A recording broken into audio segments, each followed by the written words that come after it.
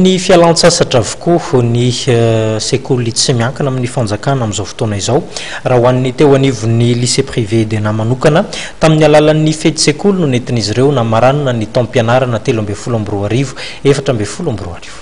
Toy ny isa-taona dia namarana ny taom-pianarana 13 412 ny sekoly lycée privé d'ENA Anosavaka Ambohimanarina aka tamin'ny alalan'ny fety sekoly nanamarena izany niaraka tamin'ireo mpianatra isan'ambaratonga ny avy. Marina fa nahafa-po ny vokam-panadina tamin'ity taona ity araka ny voalazany taletsekoly. Ny amin'ny androany zany dia famaranana ny taom-pianarana ny eto amin'ny sekoly lycée privé d'ENA. Famaranana ny taom-pianarana miaraka amin'ny THT dia marihana moa fa efa nisy tapany voalohany izay nanaovana fangataham-bavaka ho an'ireo mpanala fanadinana CPE, BPC ary BAC.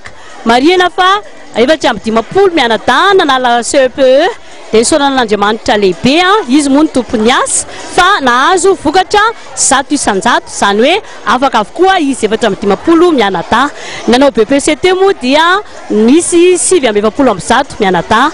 Nanao BAC kosa dia 420 mianadahy.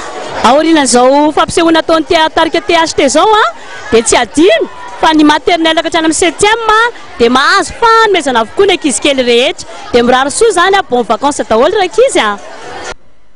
Taorian'ny fizarana ny bulletin ho an'ireo mpianatra sy ny fanomezana mari-pakasitrahana ho an'ny mpianatra mendrika dia nisy ny korany izay noman'ny sekoly niaraka tamin'ny tarika THT niarahana tamin'ireo mpianatra.